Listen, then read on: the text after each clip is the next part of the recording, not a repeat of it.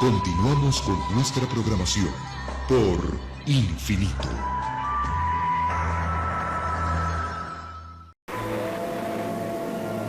Esto es Infinito Esotérico y Oculto.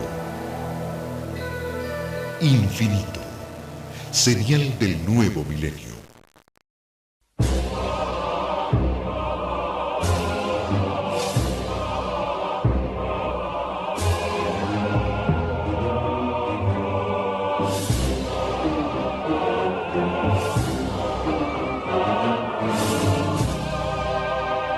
Las sociedades secretas. Quienes manejan los hilos.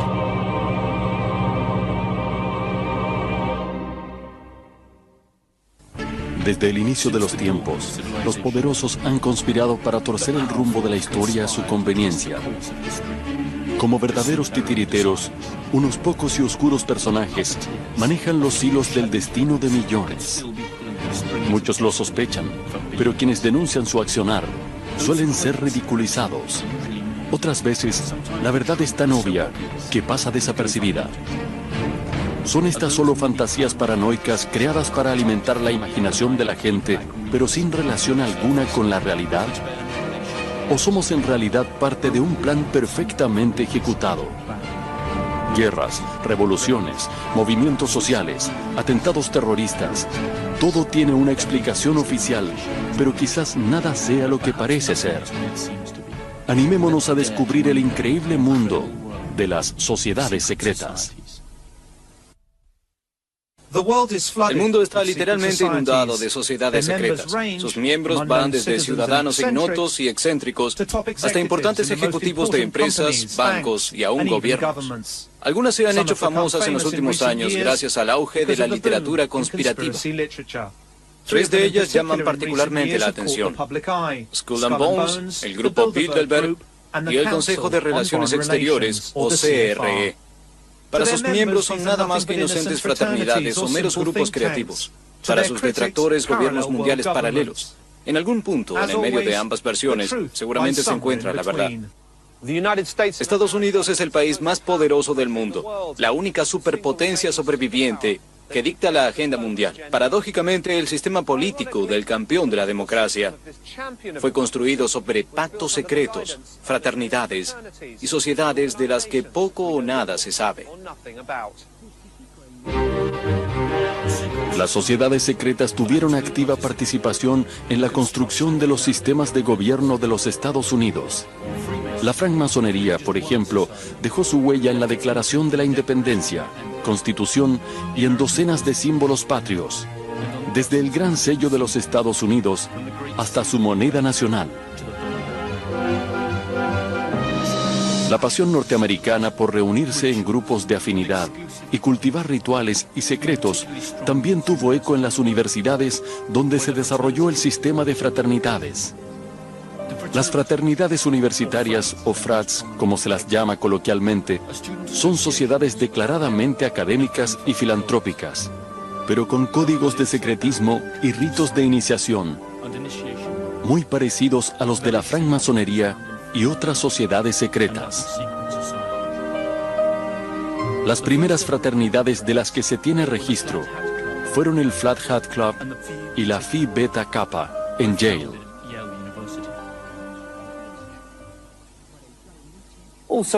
En Yale surgió también una de las fraternidades más enigmáticas y famosas del mundo, por cuyos salones pasó y pasa la crema y nata de la sociedad norteamericana: Skull and Bones. Skull and Bones fue creada en 1832 y su nombre original era Club Eulogian. Su fundador fue un comerciante llamado William Huntington Russell, dueño de la Russell & Co., una empresa de transportes que amasó su fortuna transportando nada menos que opio a China durante la llamada Guerra del Opio. El nombre de Skull and Bones probablemente devenga de una curiosa costumbre. Durante sus reuniones en la capilla del campus de Yale, solían colgar una calavera y dos tibias cruzadas sobre la puerta para no ser molestados.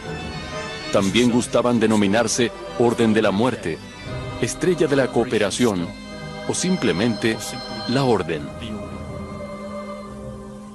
En 1856, 24 años después de su fundación, consiguieron un importante predio en el campus de la universidad y constituyeron allí su sede oficial, un edificio de piedra que aún subsiste en la actualidad. Lo llamaron La Tumba. La tumba tiene una distribución laberíntica y oscura. Se trata de 3 enormes plantas y un ático. Hay múltiples salones y gabinetes secretos. Recámaras habitadas por maniquíes cubiertos por armaduras, candeleros, viejas fotos, banderas, manuscritos y una siniestra colección de huesos supuestamente pertenecientes a figuras históricas. Entre ellos, las calaveras del revolucionario mexicano Pancho Villa y el jefe indio Jerónimo, y hasta la del dictador panameño General Omar Torrijos. En lo más recóndito del laberinto hay una bóveda con el enigmático número 322 en la puerta. En su interior, solo 2 sillas y una mesa. Es allí donde el iniciado debe encontrarse con la Madame. Un esqueleto que se supone es el de Madame Pompadour. La pasión por los huesos y calaveras podría ser considerada de mal gusto, pero inocente. Sin embargo, una acusación mucho más grave pesa sobre la Orden de la Muerte, su simpatía por los nazis. Los detractores de Skull and Bones insisten con que la orden no es originalmente norteamericana, sino un desprendimiento de alguna orden germánica filonazi. Es bastante probable que así sea. Su fundador, William Russell, vivió en Alemania durante años antes de regresar al último año de Yale. Fue al regresar a los Estados Unidos que fundó la fraternidad. El propio número 322, según sus detractores, esconde un mensaje codificado que reúne el año de su fundación, 1832, con el segundo capítulo de una orden internacional. Según Alexandra Robbins, graduada en Yale y autora de un libro sobre el tema, en sus gavetas guardan una nutrida colección de objetos y memorabilia nazi y celebran sus cenas con la platería original de Adolf Hitler. Buena parte de su liturgia es realizada en alemán. ¿Quién fue el tonto? ¿El hombre sabio? ¿El mendigo o el rey? Rico o pobre, en la muerte son todos iguales. Gran parte del aparato industrial militar norteamericano de principios del siglo XX colaboró con el régimen nazi, contribuyendo enormemente con su ascenso al poder. Es un dato que no todos conocen. Tampoco es un dato publicitado, la fuerte presencia de destacados Bonesmen en las relaciones germano-americanas de la preguerra. Pero la historia siempre queda registrada y el pasado vuelve para perseguirnos. En 1930, Prescott Sheldon Bush, padre de George H. y abuelo de George W. Bush, miembro de la orden Skull and Bones desde 1917 y presidente de la Union Banking Corporation, realizó beneficiosos negocios con Fritz Thyssen, el magnate del acero alemán y proveedor principal de la maquinaria de guerra de Hitler. La VC fue cerrada por el presidente Truman durante la Segunda Guerra Mundial, amparado en la ley de comercio con el enemigo. En otras palabras, por hacer negocios con los nazis. Varios otros directores de Union Banking Corporation en New York eran Bonesmen de la camada 1917, al igual que Bush, Roland Harriman y Ellery Sedgwick James. En 1938, Prescott Bush, entonces socio ejecutivo de Brown Brothers Harriman, concedió un préstamo a la Alemania de Hitler para importar combustible de la Standard Oil. En 1941, el mismo año en que Estados Unidos entró en guerra contra el Tercer Reich, la Standard Oil de la familia Rockefeller, varios de ellos, Skull and Bones, tenían 6 buques petroleros con bandera panameña y tripulación alemana transportando combustibles desde sus refinerías en Estados Unidos hasta las Islas Canarias, donde se abastecían los submarinos alemanes. Mientras tanto, los primeros soldados americanos comenzaban a morir en los campos de batalla europeos. El investigador Anthony Sutton afirma que Skull and Bones no es en absoluto una sociedad americana, sino una rama de una sociedad secreta extranjera. Presumiblemente, esta es una de las razones por las que el secretismo es tan vital. Sin embargo, la lista de sus miembros es un verdadero quién es quién de la alta sociedad americana. Muchos de ellos, personalidades influyentes, baluartes del modo de vida americano. Pertenecer a Skull and Bones tiene ciertamente sus privilegios. Por lo menos 3 presidentes norteamericanos fueron o son Bonesmen: G.W. Bush, su padre George H. Bush y William Taft. Y los rumores de que este pequeño club de ricos maneja los hilos del poder americano y por ende mundial, poniendo a sus cofrades en puestos claves de poder, encontró sustento en un detalle no menor. En las elecciones de 2004 sucedió lo inimaginable. Tanto el candidato republicano G.W. Bush como su rival demócrata John Kerry eran ambos miembros de Skull and Bones. Es decir, previo a competir en representación de partidos que en teoría representaban visiones políticas distintas, juraron fidelidad a los mismos principios misteriosos. Y peor aún, comparten secretos que desconocen sus propios electores. Bones afianzó su poder desde 1832 hasta la actualidad. Pese a sus denunciados vínculos tempranos con el tráfico de drogas y el nazismo, la mayoría de sus miembros conocidos son respetables e influyentes políticos y hombres de negocios. Pero Skull and Bones no es la única sociedad secreta cuya influencia pareciera condicionar nuestras vidas. Hay más. La pregunta del millón para los ciudadanos norteamericanos y para el mundo todo es: ¿ponen los Bonesmen sus fidelidades fraternales por encima de sus responsabilidades cívicas? Como lo demuestra el renombrado caso del BCCI, la respuesta es un rotundo sí.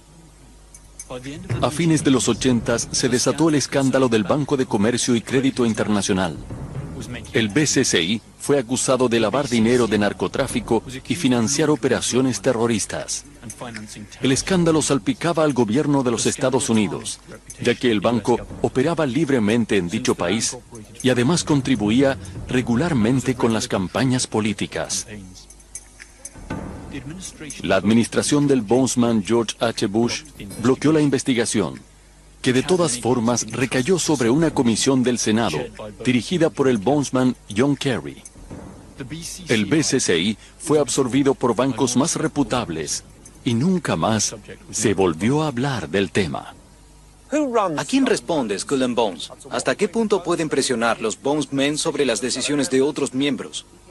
Tal vez asomándonos a sus rituales de iniciación, podremos vislumbrar qué poder tiene la sociedad sobre sus cofrades, ya sean hombres de negocios, intelectuales o políticos, y aventurar cómo lo utiliza cuando así se requiere. Cada año son admitidos solo 15 estudiantes del último año de la Universidad de Yale. Los aspirantes deben ser propuestos por los seniors de la promoción anterior, entre aquellos que podrían incrementar el prestigio y poder de la sociedad. Bastan solo 2 votos en contra para que alguien sea rechazado.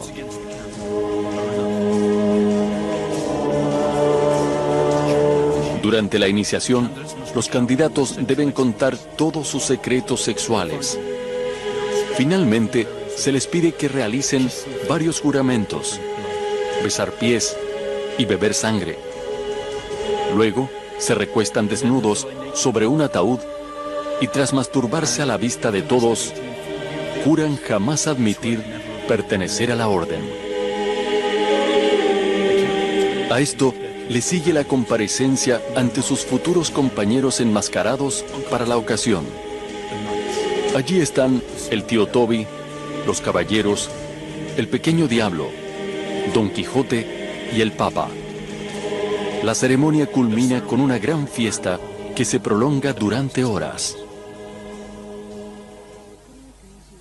Imaginarse a presidentes de los Estados Unidos en esta situación es muy perturbador, pero aún más perturbador es entender que ahora el candidato está sujeto a chantaje posterior. Todos los cofrades han sido testigos de lo propio del iniciado. Cada quien ha entregado sus más prohibidos secretos. Nadie se sentirá en condiciones de romper el pacto de silencio de la orden. A partir de ese momento, la traición es imposible. El gobierno de la primera potencia mundial está literalmente copado por Bozeman. George W. Bush nombró 11 funcionarios Bozeman en su primer gobierno. También hay varios senadores, congresistas y miembros de la Corte, jefes de la CIA, la Reserva Federal y directores de bancos como el JP Morgan Chase, Morgan Stanley y Dean Witter. Los medios de comunicación no son la excepción. Entre otros, la revista Time y el Newsweek, ambas teóricamente competidoras, pero también ambas fundadas por Bozeman. Las familias más antiguas e influyentes pertenecen al selecto club: Bush, Bundy, Harriman, Lord, Phelps, Rockefeller, Taft, Whitney. Todos ellos han pasado por el ritual de iniciación. Todos han contado sus peores secretos y han sido humillados ritualmente frente a sus pares, y todos deben lealtad a su orden.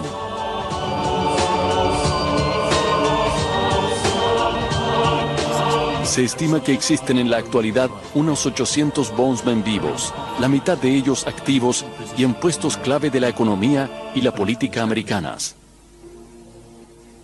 Tenemos muchas razones para sentirnos estremecidos por lo que hemos visto hasta el momento. Esta es una sociedad secreta fundada por un presunto traficante de drogas, algunos de cuyos miembros financiaron a los nazis, que se reúnen en un búnker aparentemente lleno de esqueletos robados y que cuenta entre sus miembros nada menos que al presidente del país más poderoso del mundo y también a quien le disputó su puesto. Y Skull and Bones no es la única sociedad secreta que pareciera manejar los hilos del poder mundial. Hay por lo menos otras dos organizaciones cuyos móviles inciertos se sospecha van desde la manipulación económica hasta el simple y llano control mundial. El grupo Bilderberg y el misterioso Consejo de Relaciones Exteriores. Las sociedades secretas, quienes manejan los hilos, más fuertes que nunca. Calaveras, Bilderbergers y el CRE. Regresaremos con más Infinito Esotérico y Oculto.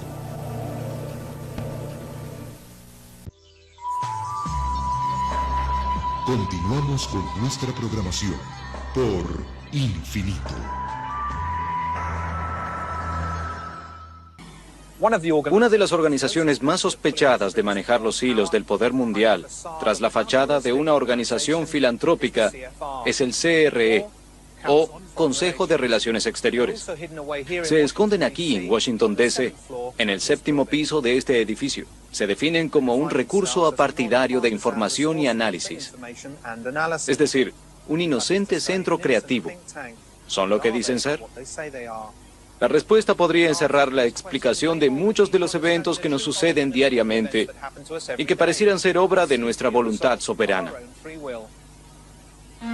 El Consejo de Relaciones Exteriores se gestó durante la Primera Guerra Mundial, cuando una fraternidad universitaria presentó al presidente Woodrow Wilson una propuesta que detallaba opciones para fortalecer las democracias cuando el Kaiser Guillermo II fuera finalmente derrotado. La propuesta fue apoyada por el coronel Edward Mandell House, consejero del presidente Wilson. Wilson presentó el proyecto al Congreso en enero de 1918 y su fundación oficial se produjo en 1921. Sus primeros aportantes fueron las familias más poderosas de los Estados Unidos: Rockefeller, Mellon, Harriman, Schiff, Cohn, Love y Carnegie. Y también fue apoyada por ciudadanos extranjeros, especialmente el magnate y colonizador sudafricano Cecil Rhodes y los banqueros europeos Warburg y Rothschild. Del CRE se sabe quiénes son sus miembros, directivos y actividades, o por lo menos así parece. Su sede está en Park Avenue, esquina calle 68 de Nueva York. Sus informes se bajan libremente de Internet, donde publica una completa página en www.cfr.org. Cuenta con un periódico que es la publicación de análisis político más prestigiosa de los Estados Unidos, Foreign Affairs. En apariencia no tienen nada que ocultar. Sin embargo, sus detractores proclaman que todo eso no es más que una fachada, que se trata lisa y llanamente de una peligrosa organización abocada a lograr un completo dominio mundial a través de la economía y las finanzas. En otras palabras, ejecutivos que buscan privatizar el poder mundial. Según los críticos, la estrategia del CRE es controlar ambos lados de cada conflicto. Sus fines últimos serían la creación de un gobierno mundial privado, manejando a los países cual corporaciones. Para lograr su objetivo, el CRE debería primero erosionar sistemáticamente las estructuras de todos los estados soberanos. Luego, propiciar la estandarización sociocultural y finalmente imponer un sistema financiero globalizado bajo su control. Todo esto se completaría con la organización de un sistema de guerra global que mantenga unidas a las masas mediante la creación de un enemigo común, real o imaginario. Cualquier coincidencia con la realidad tal vez sea pura casualidad. Pero ¿puede una organización, por más que se lo proponga, doblegar al mundo entero? Si así fuera, ¿cuánto poder debería reunir? Para ser admitido entre los selectos 4.200 miembros que tiene actualmente el CRE, es condición indispensable ser americano o estar a punto de obtener la ciudadanía. Son bien recibidos los altos directivos de instituciones financieras, grandes industriales y medios de comunicación social, investigadores y académicos, altos oficiales militares, políticos, funcionarios públicos y los decanos de universidades y centros de estudios. Sus análisis identifican amenazas, oportunidades, fuerzas y debilidades, para luego brindar planificaciones estratégicas, tácticas y operativas en todos los ámbitos de interés para los Estados Unidos. La pregunta ¿es esto para bien o para mal? La lista de sus miembros más notables haría el festín de cualquier conspirativista. Entre sus miembros más conocidos se cuentan David Rockefeller, Henry Kissinger, Bill Clinton, la exsecretaria de Estado Madeleine Albright, el multimillonario húngaro-americano George Soros, el juez de la Corte Suprema Stephen Breyer, Lawrence A. Teach, presidente de la cadena Lowe CBS, el secretario de Estado General Colin Powell, Jack Welch, expresidente de General Electric, la actual secretaria de Estado de los Estados Unidos, Condoleezza Rice, W. Thomas Johnson, presidente de CNN, Katharine Graham, presidenta del grupo Washington Post, Newsweek e International Herald Tribune. También Alan Wells Dulles, padre fundador de la CIA. Y el banquero Paul Moritz Warburg, nacido en Alemania y emigrado a los Estados Unidos, donde en 1913 diseñó y promovió la legislación que crearía el Banco de la Reserva Federal, el Banco Central Norteamericano, cuyos capitales no son públicos como podría suponerse, sino que están en manos de bancos privados. La Reserva Federal no es la única institución relacionada con el CRE. El Fondo Monetario Internacional y el Banco Mundial son también creaciones de miembros del CRE. Esas tres organizaciones controlan buena parte del capital mundial, así como sus políticas de distribución y ayuda, es decir, deciden quién gana y quién pierde. Tanto el FMI como el Banco Mundial han sido muy cuestionados durante muchos años por sus pésimos manejos de las crisis mundiales, donde en lugar de obrar como prestamistas de última instancia, tal como sus estatutos lo ordenan, se dedicaron a dictar las políticas macroeconómicas de los países más endeudados, ahogándolos con mayores deudas y con resultados catastróficos para países como Brasil, Argentina, Turquía y México. Joseph Stiglitz, Premio Nobel de Economía, denunció el accionar del fondo sugiriendo que era el verdadero causante de las crisis. No se trata de una versión desinformada. El propio Stiglitz fue economista en jefe y vicepresidente senior del Banco Mundial entre 1997 y 2000. En otras palabras, alguien de adentro.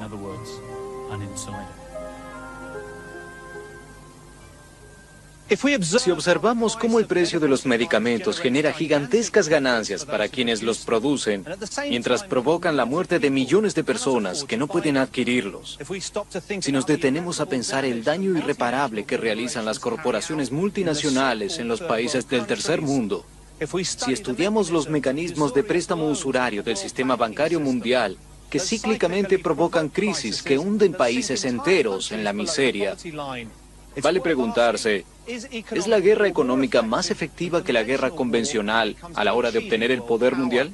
¿Serán los miembros del CRE los encargados de llevarla a cabo? ¿O será todo fruto de la propia naturaleza del sistema capitalista? La idea de un mundo gobernado por corporaciones privadas orquestadas por el CRE podría sonar disparatada. Estas corporaciones facturan en su conjunto casi 2 veces el PBI de los Estados Unidos y emplean a más de 25 millones de personas en los Estados Unidos solamente. Su poder es lo suficientemente fuerte como para torcer varios brazos políticos en todo el mundo. Quizás el CRE sea solo un centro de intelectuales y académicos, como afirman sus miembros. Pero algo es seguro: la enorme influencia que necesariamente tiene el accionar mancomunado de semejante lista de poderosos, para bien o para mal. ¿Qué otras sociedades secretas mueven los hilos, o mejor dicho, qué otras sociedades mueven en forma secreta las piezas del tablero mundial?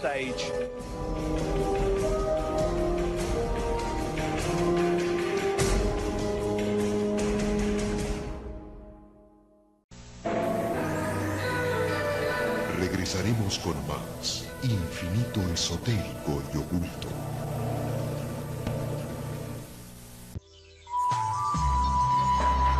Continuamos con nuestra programación por Infinito. Es que tienen un basamento ya no ideológico, sino puramente económico. En la práctica, esto significa que utilizan su influencia dentro del mundo corporativo para poner a países enteros al servicio de sus intereses.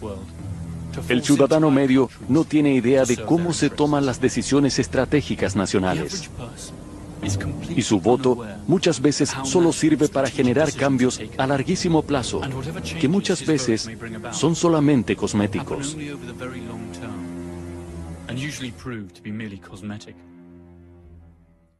Si una sociedad secreta reúne todas las características para que sus verdaderas intenciones sean sospechadas, ella es el Grupo Bilderberg, seguramente el club más exclusivo del mundo y tal vez la organización que realmente controla el mundo. El Grupo Bilderberg fue llamado así porque la primera reunión se hizo en 1954 en el Hotel Bilderberg en Osbeek, Holanda.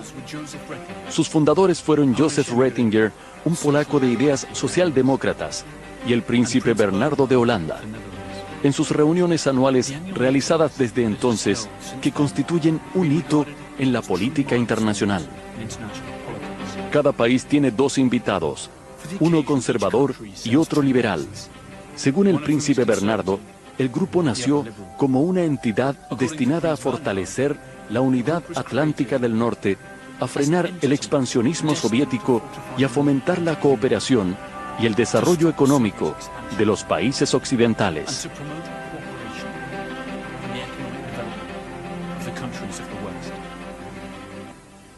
A veces, para conocer mejor a las organizaciones, debemos saber más acerca de las personas que trabajan en ella. Hay 2 datos interesantes sobre la integridad del fundador de los Bilderberg. Primero, Bernardo de Holanda de joven militó en las SS de Hitler. Segundo, tuvo que dejar de presidir las reuniones de 1976, cuando se vio involucrado en el escándalo de los sobornos que la fabricante de armas y aviones Lockheed protagonizó cuando sobornó a funcionarios italianos, holandeses y japoneses. Los antecedentes nazis de Bernardo no impidieron que el grupo Bilderberg fuera apoyado por los socialdemócratas, ni por el Banco Rothschild y los Rockefeller, ambos de origen judío. Otros patrocinadores de la primera hora fueron los Wallenberg, dueños de Electrolux y Ericsson en Suecia. Todos ellos participan activamente de las reuniones anuales del grupo, directamente o a través de sus representantes.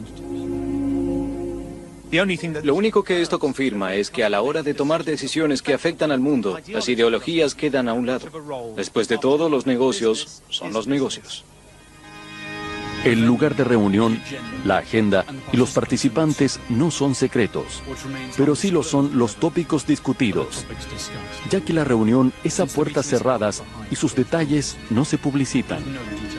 La conferencia se desarrolla un fin de semana de mayo y dura 3 días, coincidentemente poco antes de la reunión anual del G8.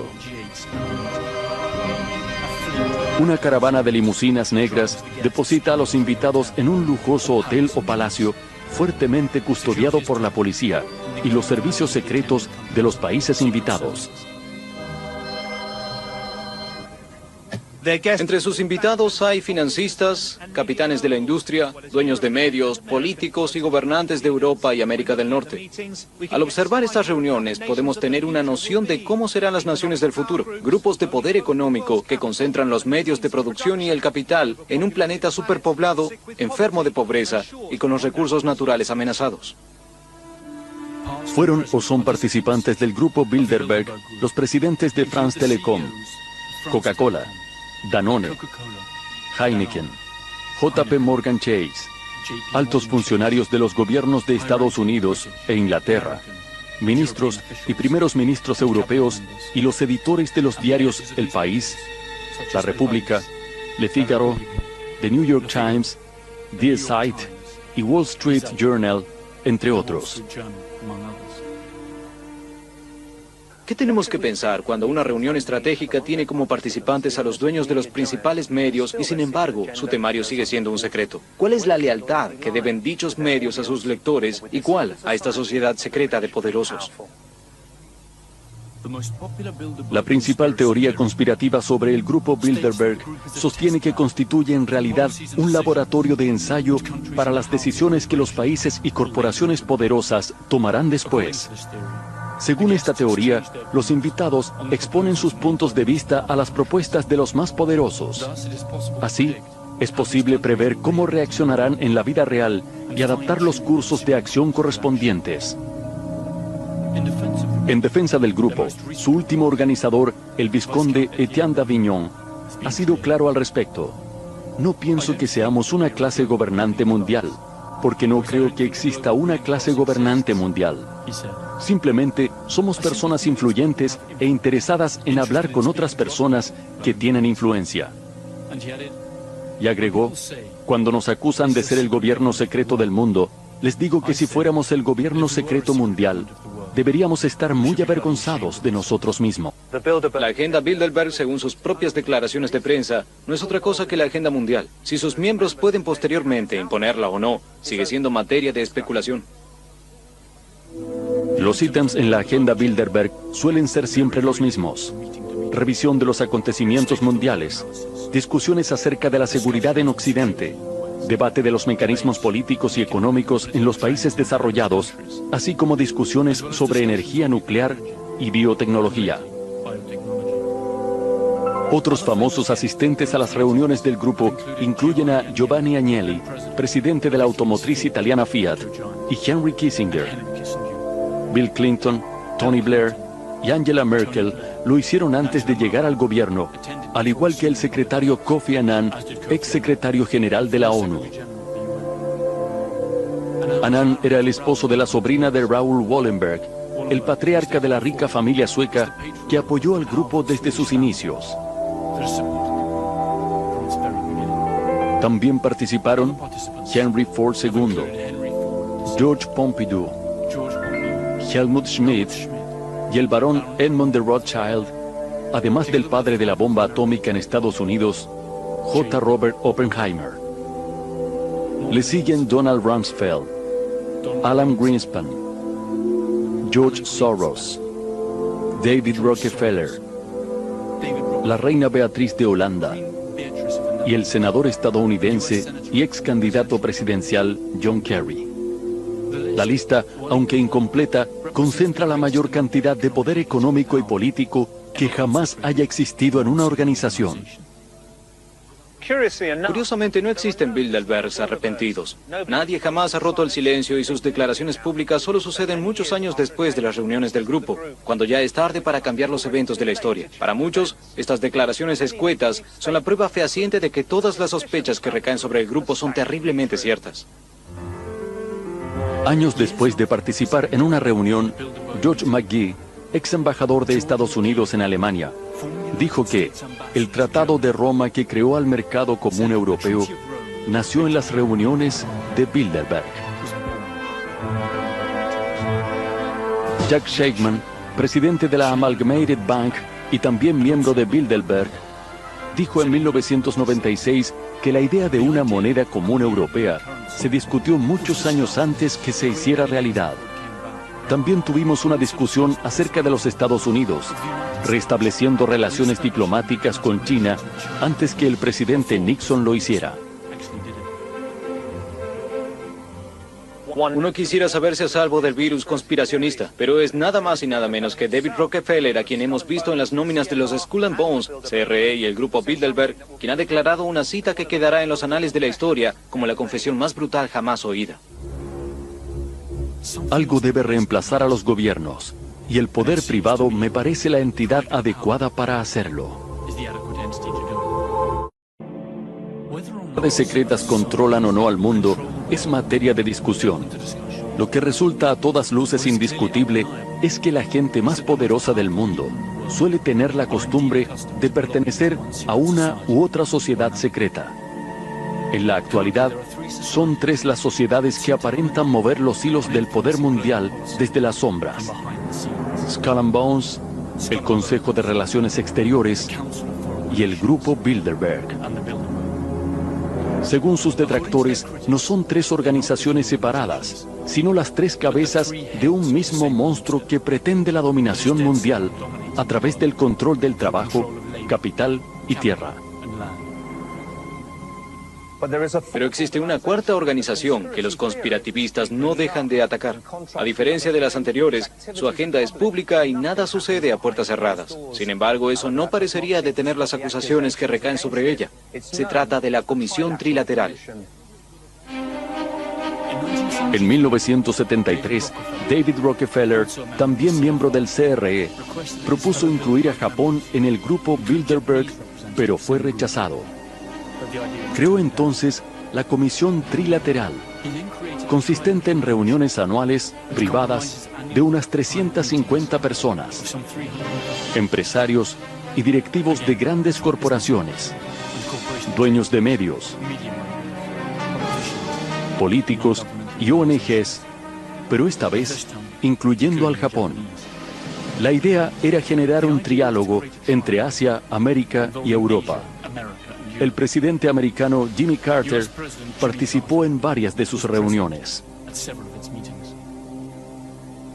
Pero la trilateral no solo concentra denuncias de autores sensacionalistas. Una de las acusaciones más duras surgió de boca de Barry Goldwater, ex senador y candidato a presidente de Estados Unidos, quien la describió con palabras que harían sonrojar hasta al más paranoico. Lo que la trilateral se propone es la creación de un poder económico mundial superior al gobierno político de las naciones Estado involucradas. Como ejecutivos y creadores del sistema, ellos gobernarán al mundo. En los 80 no fue la izquierda sino la derecha norteamericana quien volvió a golpear. La reaccionaria Legión Americana, los veteranos de guerras extranjeras y la ultraconservadora Sociedad John Birch denunciaron a la Comisión Trilateral y pretendieron que el Congreso iniciara una investigación, pero su reclamo murió sepultado por la burocracia. Durante la campaña electoral de 1980, Reagan atacó a Jimmy Carter diciendo que había 19 trilateralistas, incluido el mismo Carter, en el gobierno. Luego, prometió que si resultaba electo, no pararía hasta descubrir todos los secretos de la Comisión Trilateral. Pero cuando llegó a la presidencia, el propio Reagan incluyó a 28 miembros del CRE, 10 Bilderbergers y al menos 10 trilateralistas. Su vicepresidente no era otro que el trilateralista George H. Bush. Y aquí es donde se abre una de las mayores incógnitas en el tema de las sociedades secretas, porque los mismos apellidos aparecen en forma recurrente. Conservadores y liberales, demócratas y republicanos, filonazis con socialdemócratas, todos conviven bajo un mismo techo en pos de un objetivo común. Aunque aparentemente tienen visiones radicalmente opuestas, en la realidad comparten intereses comunes. La única explicación posible para todo es que realmente existe un establishment dentro del establishment. ¿Acaso el presidente George H. Bush se refería a eso cuando tras la Primera Guerra del Golfo en 1991 habló de un nuevo orden mundial? Lo que está en juego es más que un pequeño país. Es una gran idea, un nuevo orden mundial en el que naciones diversas se unen bajo una causa común para alcanzar los objetivos mundiales de la humanidad.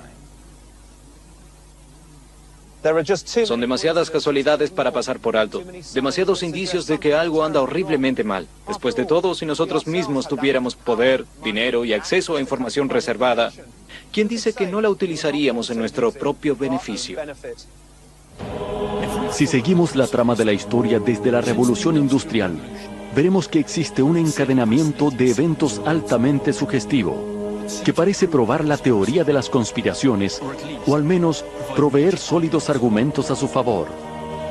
Primero, la creciente concentración de capital y recursos en pocas manos privadas como bancos y gigantescas corporaciones multinacionales. Corporaciones que tienen un capital equivalente al PBI de países enteros y cuya propia supervivencia requiere de aumentar año a año sus ganancias a costa de lo que sea.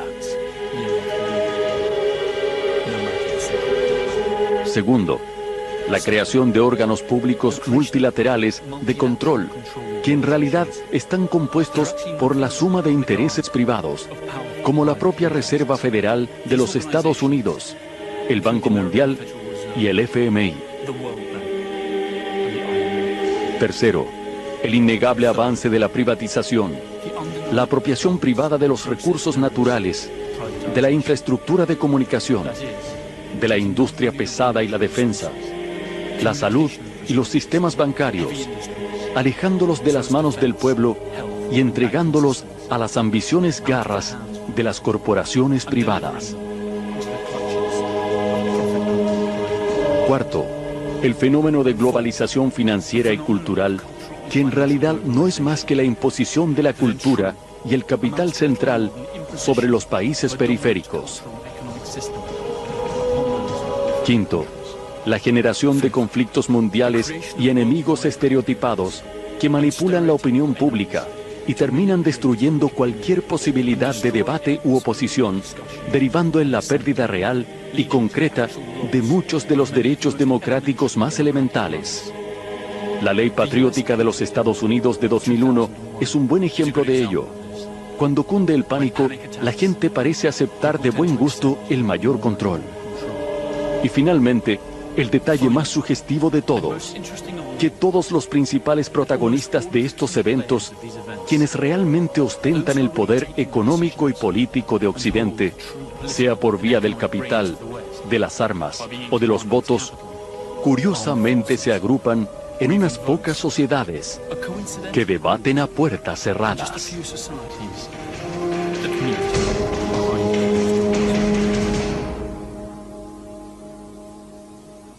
¿Son Skull and Bones, el CRE, el Grupo Bilderberg y la Comisión Trilateral la causa o la consecuencia? ¿Ser miembro de ella significa acceder a ciertos privilegios o solo quienes gozan de ciertos privilegios pueden convertirse en miembros? ¿Importa la diferencia? Miren alrededor y saquen sus propias conclusiones.